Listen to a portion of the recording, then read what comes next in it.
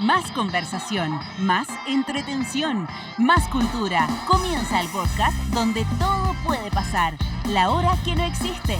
El podcast de Hora 25 con Blanca Ledín.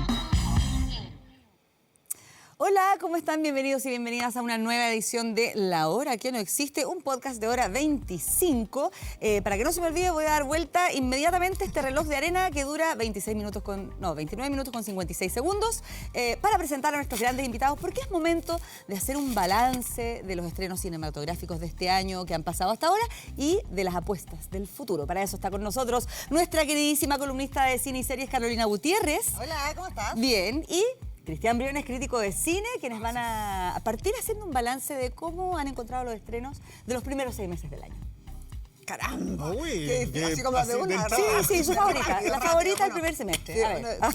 Cuando uno empieza a hacer balance, uno te lleva a la cabeza como a comienzos de año y todavía no puedes como rotular exactamente lo que ocurrió a principios de año, sobre todo con una ceremonia de los Oscar que me parece que fue muy injusta con algunos títulos, pero que sin embargo nos dio cosas para, por ejemplo, para comentar. Y Tú comentaste de Brutalist, por ejemplo, acá en el programa.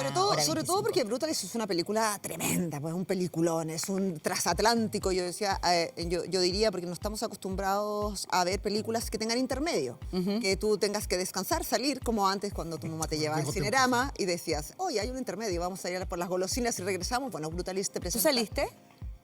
No salí, me quedé como comentándola. Yo me quedé como mirando el relojito. ¿Tú?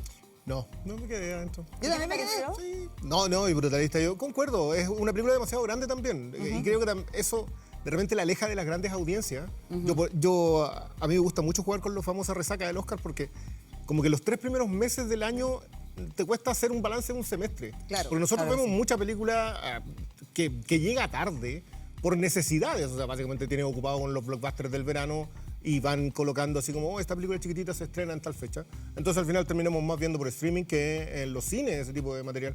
Pero no, Brutalista. O sea, si la queremos colocar este año también va a estar difícil decir, no, sabes que esta era la mejor del año.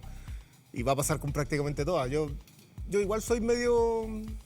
Para mí parte del semestre en marzo. Mira, bueno, pero como igual hubo estrenos de enero para adelante. Bueno, también llegó tarde en ese momento, igual que The Brutalist, pero más todavía A Complete Unknown, ¿no? De Timothy, o sea, que actuaba Timothy Chalamet. Yo creo que ¿Sí llegó en febrero acá? Llegó como Llegó antes de la ceremonia. Oscar, Sí, sí. realmente Pero en Estados Unidos se estrenó para Navidad. Diciembre. en diciembre. Sí, pues. Sí. Es que Sí. es difícil. Sí, por eso te digo, yo parto en marzo. Yo siento que también hay una corriente que tiene que ver con cómo nos están presentando las películas o las biopic o las películas que tienen que ver con la historia de alguien. A mí me pareció extraordinaria Betterman, que es es como una suerte como de autobiografía de Robbie Williams. Robbie Williams, que encontré que además presentada desde esa manera, desde ese lugar, desde el lugar de un mono, con una película que es una película musical. Que yo no soy muy buena para los musicales. Sí, a mí también me cuestan, pero esta estaba muy entretenida. Encuentro que es una película que estuvo súper bien hecha. Sin embargo, y ahí uno entra a compararla con la película de Elton John, la película de Amy Winehouse. De Amy Winehouse, la película de el fracasísimo que fue la película de Whitney Houston, y entra a Complete Now y que uno dice, primero, qué casting. Primero, qué talento de Timothée Chalamet, que es un tipo que a los 27 años estaba a punto de hacer historia porque estaba nominado nuevamente al Oscar por un papel protagónico, siendo tan No, y ahora joven. parece que iba a tocar en el Glastonbury, no sé si habrá pasado o no. Eso ya. Repertorio Eso como- es entrada, se vende entrada. Un poco el fenómeno de Taron Egerton con Rocketman, sí. que en el fondo, claro, es un tipo que tiene múltiples talentos. Sí, puede llenar la pantalla solo si es que lo Y necesita. ahora estamos esperando la película de Bruce Springsteen, que yo vi solo el tráiler y me cayó una lágrima. No solamente porque me gusta Bruce Springsteen, sino que además siento que Alan Wine está... No sé. ¿Cuándo se Es un estrena pedazo de esa? casting ese. Sí. Primero, un pedazo de casting. Segundo, tú dices, como un tipo que hace un casting, el tipo lo eliges, no solamente porque tiene un cierto parecido físico, estamos hablando de la época más joven de Bruce Springsteen, sino que además canta. Y cuando uno elige a alguien para que cante como Bruce Springsteen, tiene que ser alguien que de verdad quiera darlo todo. Sí, y mira, yo igual tengo tengo mis bemoles. Yo, o sea, si me haces comparar Better Man con A Complete Unknown, yo igual concuerdo contigo que Better Man es un atrevimiento. Creo que ese es el gran problema hoy día en general de las biopic y en general de cualquier historia. Hay poco atrevimiento. Todo está frenado, todo está para cumplir con la convención, todo está como, ya necesitamos que cante, necesitamos que haga esto, otro. Y no hay un compromiso real.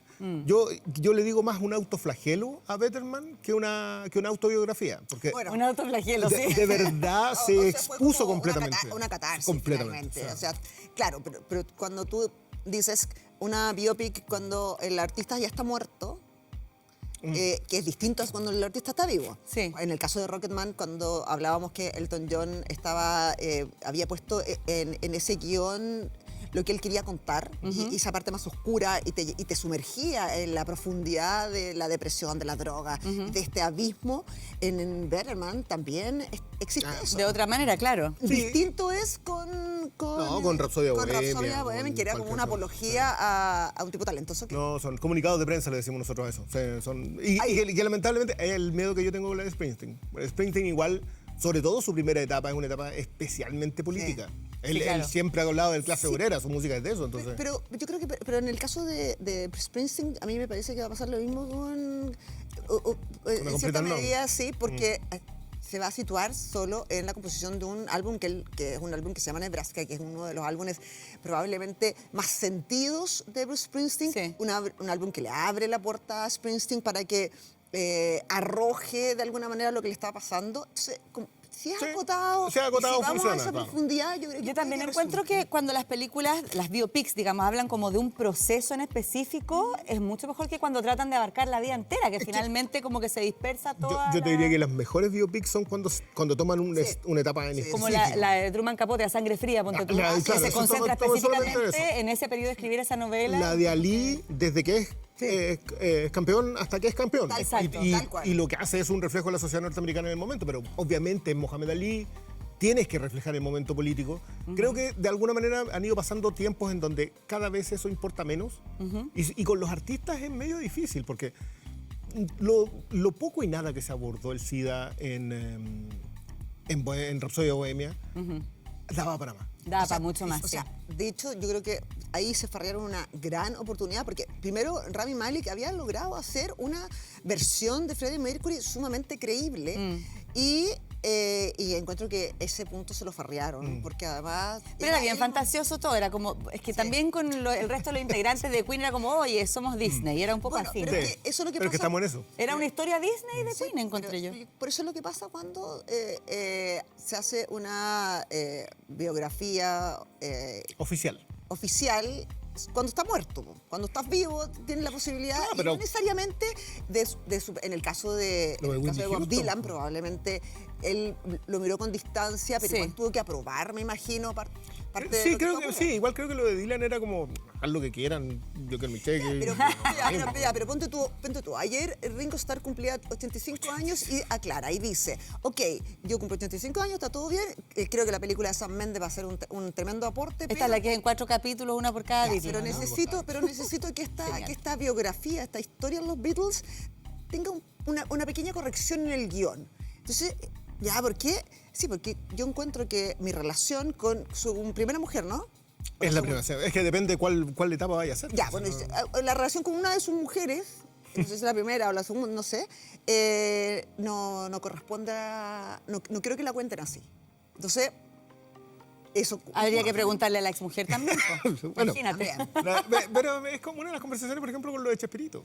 Claro. Que ha sido una conversación bien polémica porque todos dicen, ya, o sea, le cobraron la factura a alguien que no está, Sí. los hijos, Claro. y en el nivel artístico uno dice, ya, pero es necesario describir cada uno de las... No estamos hablando del artista, estamos hablando justo estamos haciendo momentos que van a terminar en un meme y probablemente la narrativa está sufriendo justamente del consumo. Claro. O sea, cada vez corren menos riesgos los artistas. Better Man fue un riesgo y fue un fracaso.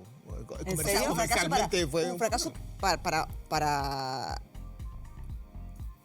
los estándares de que tú hizo un... Los estándares de una biopic y de porque igual una estuvo artista de nominada, esa pero talla. obviamente por supuesto, sí. obviamente que El reconocimiento a la narración estuvo. Sí. Exacto. Creo que tuvo su momento, pero quizás la campaña, el que no se haya estrenado en todo el mundo al unísono y que llegara en unas partes primero y en otras después. O sea, creo que recién ahora está en alguna plataforma para que esté disponible y aquí duró 2 fines de semana. Sí. creo, No, yo con creo que suerte. le hizo igual, le hacía daño que en Estados Unidos nadie supiera. ¿Por qué? Exacto. Porque hay un mono Sí, con flash. exacto. No, Sí. nadie sabía nada. Entonces igual creo que... Sí. Pero sigo apreciando más ese riesgo. Prefiero ver ese tipo de películas a ver de nuevo una cuestión que va de A a B y ya felices nos vamos por acá. Sí. Oye, algo que vimos este año fue como varias películas de live action, ¿no? Estuvo ¿por qué? Blancanieves, hablar estuvo de eso. Lilo y Stitch, Cómo entrenar a tu dragón. Bueno, todo eso se tomó como las carteleras del país. ¿A qué se debe este fenómeno de pasar al live action de las animaciones? ¿Cuál es el algo que- sentido de yo eso? creo que es algo que... Es lo yo creo único, que no algo- tiene otro algo- sentido. Plata, nada más. Plata, claro. Yo creo que algo que todavía no le encuentro un sentido. Pero, ¿ha considerando- rendido esos tributos que se esperaban? O sea, vamos a hacer esto con seres humanos porque nos va a dar mucha plata y ¿se ha logrado? Tanto como las primeras. Costó 100 y recaudó 1000.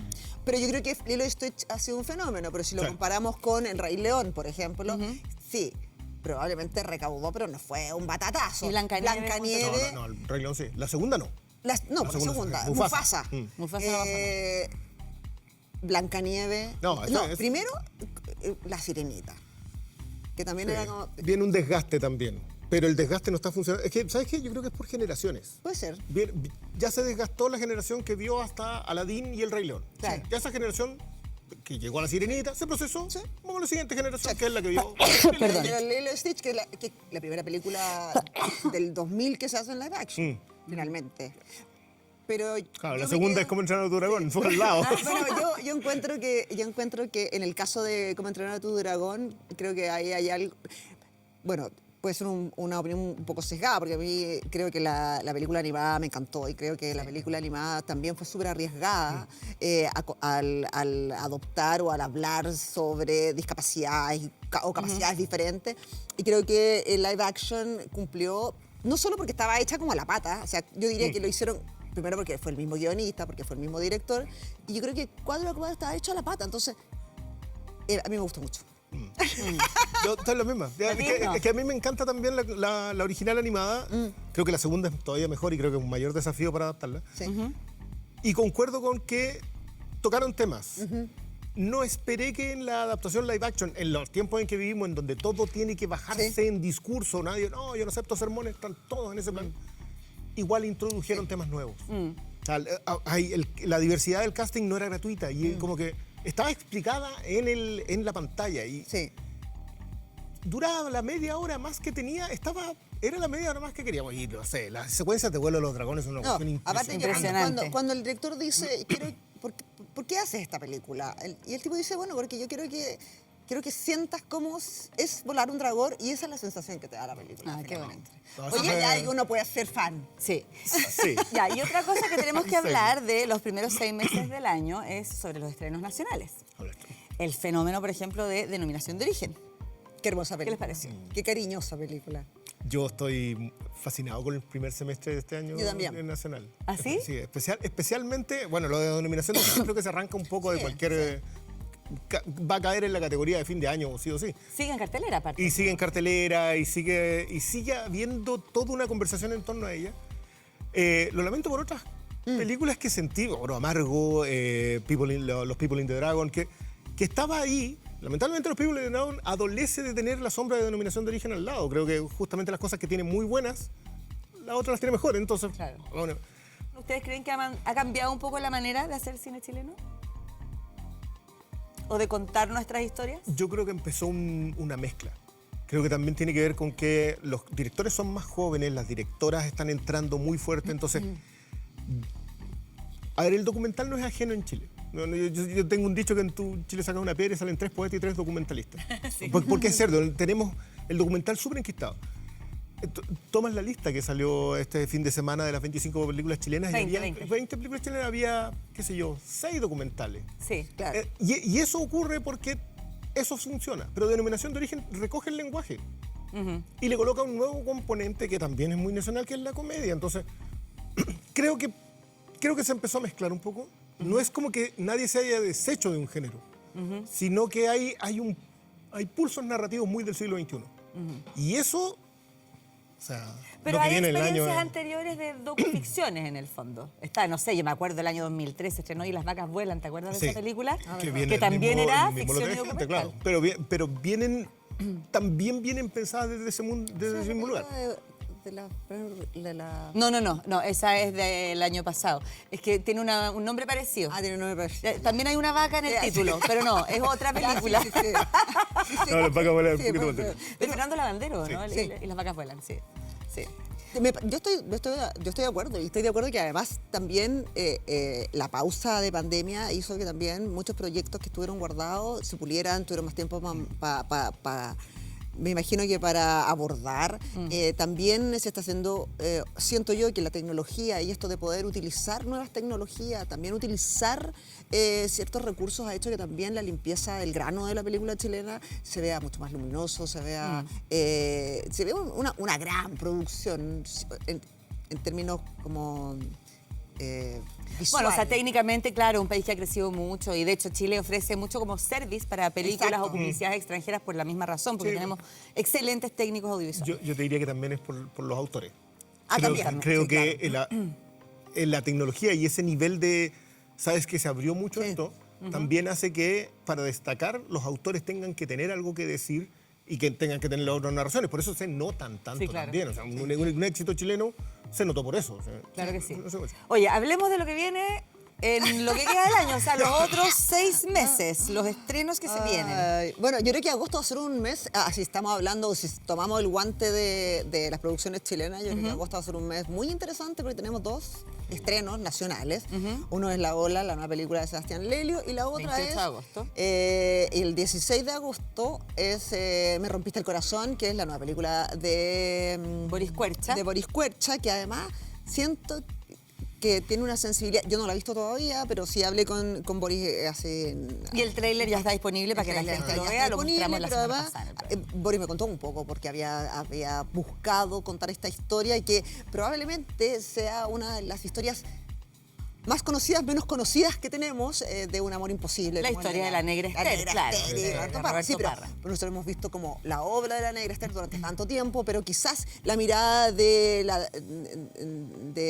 director y la mirada de la historia contada no desde sobre el escenario, sino que en una película quizás puede ser distinta. Tengo demasiada fe Sí, en esa película. ahora igual está muy adentro la Negra Esther. Boris todo el Cuercha fue el rato. primer Roberto Sí, Parra pues. en la obra de teatro y Todo muchos el rato. años estuvo. Y además está Boris detrás de eso, que estuvo en La Negra Esther. Sí.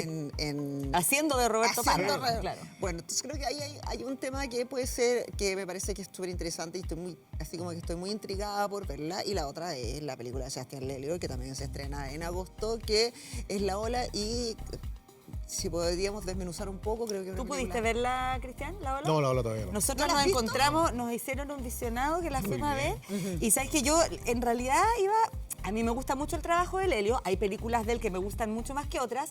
Pero iba un poco como, pasó por Cannes y como que toda la atención se fue hacia Diego Céspedes con La mirada del flamenco, que es una película que no he visto, que me encantaría ver. Entonces yo dije, pucha, la ola, ya, vamos a ver la ola. Y sabes que me gustó harto. Es muy arriesgada, como decías Sí, tú. volvemos a eso mismo. Ojalá que, yo creo que sí va a llevar público, fíjate, porque es súper interesante. Yo creo, a ver, acá hay dos cosas. Sí. Primero lo de la ola, yo encuentro que es un riesgo triple, Sí. porque venimos de un momento en donde mirar esto Sí, es complejo. ya no están las condiciones en la audiencia. De nuevo, yo creo que igual acá hay que hacer bien la diferencia. Las películas chilenas funcionan como en 3 niveles Sí. y todos son riesgosos. Sí. Pero yo creo que esta tiene un riesgo mayor, yo diría. Primero, es una película tremendamente ambiciosa. Es una película que además trae un género que nunca ha sido explorado por el cine chileno, que es el musical. Y eso también hace que una película coral en términos de música sea distinta. Tiene mucha gente, tiene para tocar temas que... O sea, hay películas musicales chilenas, Sí. pero como dos y no sé, No, uno pero puede musical, recordar. pero musical, pero es musical que fíjense que la contraparte, si tiene Me rompiste el corazón, está al lado. Y Sí. Me rompiste el corazón es un musical que Claro. fue puesto en escena durante no sé cuánto tiempo. Sí, claro. Y que es uno de los referentes nacionales. Yo a esa le tengo mucho más miedo, quiero decirlo. ¿En serio? Porque, sí, es que yo encuentro que La Negra Esther es una historia... Tú siempre sentiste que era un trasfondo. Sí. O Claro. O sea, tú lo veías y decías, oh, acá le rompieron el corazón. Sí. Y contar eso hoy día, por mucho que sea alguien que estuvo dentro, creo que es más el riesgo, quizás porque uno tiene más invertido. O sea, el amor que uno tiene por la obra Puede es ser. mayor inversión. Puede ser, Pero, puede ser. y en el caso de La Ola es una película que tiene que ver con los últimos 7 años de, Sí, sí, sí. de nuestro. Es de muy nuestra sociedad. reciente y ha habido muchos cambios y muchos Sí, cambios de mirada y de foco también en esos últimos años. Pero a mí lo que me pareció interesante de La Ola es que igual muestra como, o sea, de alguna manera no es que te vaya a decir, oye, mira qué bueno que fue esto, o oye, mira qué malo que fue, sino que muestra un poco el caos, que es la multiplicidad de miradas que hay sobre el tema. Y eso a mí me parece que es súper interesante, ¿cachai? Que es bien caótica. Sí. No, va a ser, bueno, en realidad va a ser septiembre. Va a estar así. O sea, Va a estar sabroso. va a estar Sí. sabroso. Oye, pasemos a el año de Pedro Pascal. De 2 películas que se van a estrenar. ¿Verdad? Ya. El año, yo diría que ya. Materialist Lleva y cuánto. Los Cuatro Por lo menos Fantásticos. los 2 últimos años de Pedro Pascal. Sí. Los Cuatro Fantásticos y... Sí, y The Materialist. Materialist. Sí. Materialist se estrena en agosto también. Acá en Chile, sí, porque ya viene porque con. en Estados Unidos ya... Está. Materialist es esta que es como una historia de amor con la que es su mejor amiga, Lo que ¿no? pasa es que... No, Materialist. No, pues la actriz es su mejor amiga en la vida real. La Dakota Johnson. No, tiene harta amiga. Sí, tiene harta amiga, Está pero- bien, está bien. Pero esa es la de Celine Young, ¿no? Esa es la de Celine. Ahora, yo creo que después de haber visto Past Life, yo espero muchísimo esa película, sobre todo por la mirada de Celine. Ahora, tener a Pedro Pascal, a Dakota Johnson y a Chris Evans, me parece que me van a contar una historia que ya la he visto en muchas otras oportunidades. ¿Esta película ya se estrenó en Estados No. Unidos? Creo que ¿Se no, estrena sí, como ahora? claro. ¿Se estrena como Es que bueno, esto es el otro que, problema. sí. Como Cannes ahora el pistoletazo inicial de la temporada de premios. Pero en Cannes estuvo. Claro, empiezan las ¿Cómo le fue? reseñas. Le fue bien, pero yo creo que le pasa lo mismo que es Celine Song. Es como que vi Past Life recién y es una tremenda obra y ahora viene... Es como el salto sí. que antes hacían los directores cuando se pasaban a Hollywood. Exacto. ¿Cómo que se llama? Y Los Cuatro Fantásticos, yo creo que va a ser un batatazo por la factura. Es una gran pregunta. Por Bueno, lo es la sabemos. deuda de Pedro Sí, Pascal. sí. Pedro Pascal, por muy popular que sea, no es sinónimo de buena taquilla. Oh, correcto. No ha hecho superhéroes todavía. No. En rigor sí. po, en rigor sí, por ¿Cuál? la mujer En rigor lleva Mujer Maravilla. es la tercera Sí. adaptación de cómics Sí. en la que participa Sí, Pedro po. Pascal. Entonces, y Gladiador 2 viene Ah, la Gladiador, próxima sí, semana. po. Entonces Sí, no. es verdad. Yo creo que esa es. Pedro Pascal es una personalidad de Hollywood, pero Sí. todavía no es una estrella de Hollywood. ¿En Y serio? eso, completamente. Totalmente. Pero, ¿en serio? Porque yo encuentro que es súper estrella, así como que ya ha estado como 2 veces en Saturday Night Live, ¿cachai? Que es Los como- números son muy porfiados. ¿En serio? Mira. Ahí- Ya, ¿y alguna esa es la candidata? pregunta. ahora yo creo que en esta película que es más bien romántica, ¿Sí? no sé si el papel de Galán Sí, no sé si me le tinca queda tanto.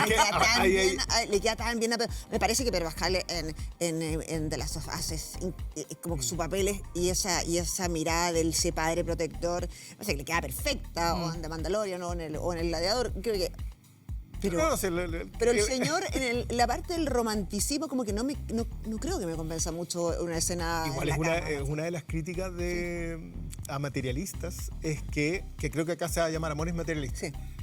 Es que justamente que está vendida como si fuese una comedia romántica Sí. y es una película de Celine Song. Exacto. Entonces como que uno entra a ver Otro una tipo cosa de y película, claro, claro, entonces claro. vamos a ver qué Pero funciona, a ver si eso funciona. es como un problema de las distribuidoras y Ese de las es un campañas de problema de las marketing. campañas, sí, Sí, no, claro. no tiene que ver con lo que en realidad son las películas. Ahora, de nuevo, no me cabe la menor duda que le debería ir lo suficientemente bien, Claro. pero lo de Cuatro Fantásticos, en cambio, yo creo que sí. yo El también Cuatro creo. Fantásticos igual tiene una base, ya debería entrar con... Aparte que Cuatro Fantásticos también viene a contarnos como una primera historia con una estética que me parece muy bonita Muy y creo que han hecho una buena campaña y probablemente vamos a estar hablando de los Cuatro Fantásticos harto rato, sobre todo porque nos van a revelar y nos van a juntar con una generación que vimos los monos animados de los fines de los 60. Sí. Entonces creo que puede funcionar y que le tengo más fe a los Cuatro Fantásticos que a The Materialist. a The Materialist. Sí, Ya. son películas Oye, distintivas. y de las películas que se han estrenado este año, que han visto, ¿cuáles creen ustedes que van a estar de candidatas al Oscar? Ay, pero que es difícil. Yo creo que llega Sinners. Es que Sinners... Yo creo que Es que no hablamos de no cine. hablamos, no hablamos de la primera, del primer semestre, nos hicimos los locos. Sinners es una- Tiene que estar, sí. totalmente. Yo creo que llega. Es que también es llega. difícil. Yo, Fórmula 1, por ejemplo, Fórmula 1 no va a llegar porque se va a quedar en un muy buen blockbuster, está bien ejecutado, Sí, todo todo lo el que quiera, rato. pero en realidad no tiene nada que decir. Es un gran spot. Es un excelente gran comercial Una de gran Fórmula 1. publicidad de Maravilloso. Fórmula 1. Pero Me la pierdo pero de sin Sinners falta. igual. A mí me... de Sinners igual. Fíjate que ¿cómo se llama la película la Exterminio 2? Exterminio 28 años 28 después. años después, yo también encontré que estaba muy buena. Claro, también.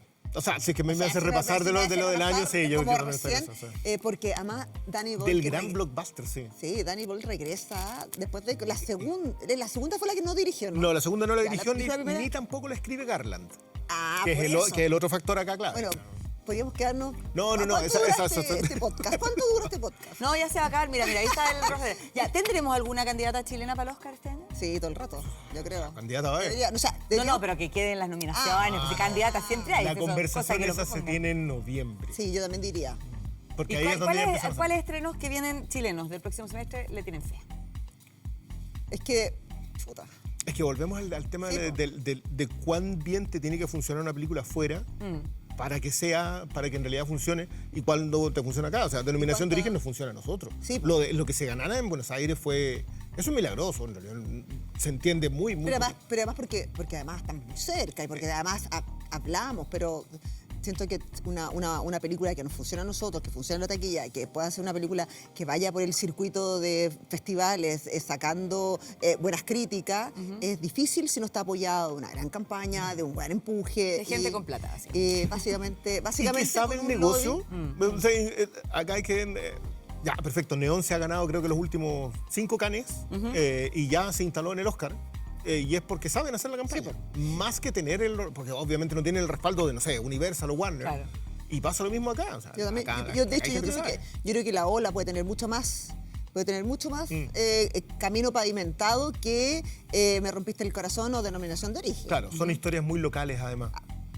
La negra eso es lo Esther. y eso es lo que ocurre también, porque hay un componente local que A ver, ¿qué ha visto la negra Esther? Si así claro, me- nos juega en contra y nos puede jugar muy a favor también. Sí, pero igual yo tengo muchas... O sea, igual yo voy a ir a verla. O sea, sí Tengo- o sí, por lo pero sí. mismo, ¿cachai? Es como La que negra. hay mucha curiosidad. ¿Ah? ¿A cuál? Me rompiste el corazón. Ah, sí. Voy a ir a verla de todas maneras. Yo también. Oye, ya, estamos llegando al final Sí. de ¿Por nuestro qué? reloj de arena. ¿Por qué tan Entonces, porque corto? así es, po.